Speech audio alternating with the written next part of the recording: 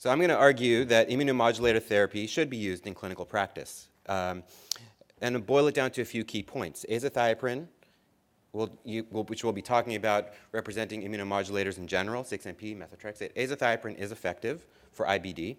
Azathioprine is probably generally safe, probably at least as safe as biologics, and it's much, much, much, much, much, much, much cheaper than biologics. And I suspect Dr. Valias is going to throw some clinical trial data at you to tell you that azathioprine may not be effective anymore. But I submit to you that we really need to understand the details of those trials and interpret them correctly. So again, thanks for the music, because I do think that we sometimes, especially when new trials come out, are quick to reject our old friends. And I think we need to really remember azathioprine has been our friend for over 35 years, which is when this New England Journal paper was originally published. That really brought azathioprine to the forefront of treatment for inflammatory bowel disease and has been a mainstay of treatment for many years, certainly in the pre-biologic era, and I submit to you even during the biologic era.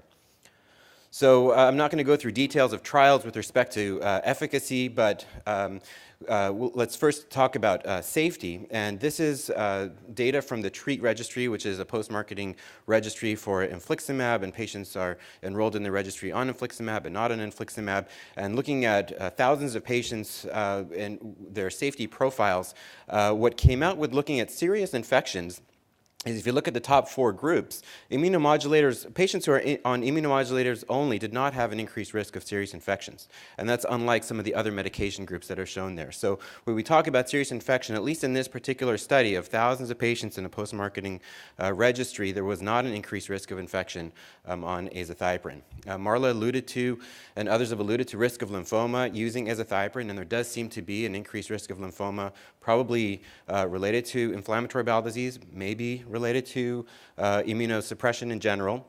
But I submit to you that lymphoma can be stratified, and we can understand different risk groups of lymphoma. Young men, EBV status can be used to stratify perhaps risk of lymphoma. And so really understanding what individual patient risk profiles may be in order to optimize the safety of administration of thiopurines in the context of the safety of lymphoma, which is very rare. And with respect to efficacy, again, I'm not going to go through all the trials, but just show some high-level data. This is data from meta-analysis, basically showing 6-MP azathioprine versus placebo is effective with a odds ratio of 2.5, so 2.5 times more likely to induce remission in Crohn's disease with a number needed to treat of 5, which is a pretty low number needed to treat. With respect to maintenance of remission in Crohn's disease, again, odds ratio of greater than 2, that azathioprine 6-MP is effective for maintaining remission in Crohn's disease. Azathioprine and 6-MP is effective in reducing the need or alleviating the need for steroids and allowing patients to get off of steroids, which is so commonly an endpoint in clinical trials of being in corticosteroid-free remission. And more recently has been shown in another meta-analysis that azathioprine 6-MP reduces the likelihood of surgery. And this is looking at over 5,000 patients in various trials published over the last 25 years, showing that people treated with azathioprine 6-MP have a lower likelihood of progression to surgery by a very significant margin. So I suspect that much of the discussion around the use of monotherapy for thiopurines really centers around the SONIC trial and some other trials that have come out more recently. And just to show you, as Miguel drove home, we are all familiar with this data. The SONIC trial randomized patients to receive azathioprine by itself, infliximab by itself, or the combination of the two.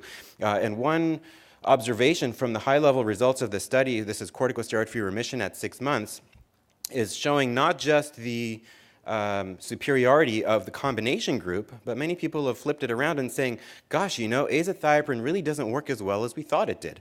Because look at that monotherapy group of azathioprine all the way on the left.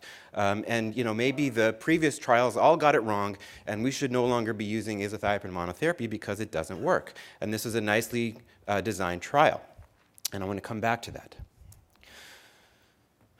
Dr. Dubinsky and others showed us over the last really 15 years or longer that we need to be thinking a little more deeply about how we're dosing azathioprine. And this is, I think, what one key point is when it comes to the use of azathioprine as monotherapy. Related to the metabolism of the drug, azathioprine gets metabolized to 6-MP non-enzymatically, and then through a series of various enzymatic reactions, gets broken down into 6-thioguanine, the active metabolite we believe is efficacious, and 6-MMP. And what Marla nicely showed now 15 years ago is that the higher the 6-TG levels in a therapeutic range, the more likely an individual was to be in clinical remission. And this has been replicated in multiple studies. Over a dozen studies have looked at this particular question, and another meta-analysis showed that, in fact, this held true across multiple studies, that thiopurine metabolite levels are associated with clinical remission in inflammatory bowel disease, suggesting that the efficacy is dose-dependent, and it really matters on an individual basis what an individual's metabolite levels are in order to optimize their likelihood of response. So wouldn't it be nice to go back and revisit the sonic data and actually understand what individuals' thiopurine metabolite levels are? Well, unfortunately, that was not part of the plan for analysis for sonic. However, there's another study going back that demonstrates that if we look at the delta MCV, the mean cell volume of the red cells, can be used actually as a surrogate for 6-thioguanine. And you can look here at this study demonstrating a very nice correlation between the two. So perhaps understanding what the delta MCV is as a surrogate for 6-thioguanine could give us insight into understanding where we're unable to actually measure 6-TG levels. So going back and looking at azathioprine and sonic, this is how azathioprine was administered. Patients were all assessed for TPMT status, and those that were not, those that were homozygous mutant or heterozygous for TPMT were not eligible for the study to begin with. They had to have had normal TPMT enzymatic activity, and they were dosed at a standard dose of 2.5 milligrams per kilogram. There were no measurements of 6-thioguanine concentrations in sonic. But this reanalysis, which was recently published, looking at the delta MCV, again, as a surrogate marker for 6-thioguanine, showed something really interesting. And I think something that a lot of people suspected was that perhaps azathioprine was not adequately dosed. And if we think about the adequate dosing of 6-MP or azathioprine, in the context of these levels, we might see a difference. And in fact, that's what this reanalysis, this post-hoc analysis showed, is that delta MCV of greater than 7 femtoliters is how it's measured, was associated with a 63.6% likelihood of achieving that primary endpoint of corticosteroid-free remission compared to those with a delta MCV of less than 7. Gosh, isn't that interesting? Because if we go back and look at that high-level data from the SONIC trial, wait for it. There it is.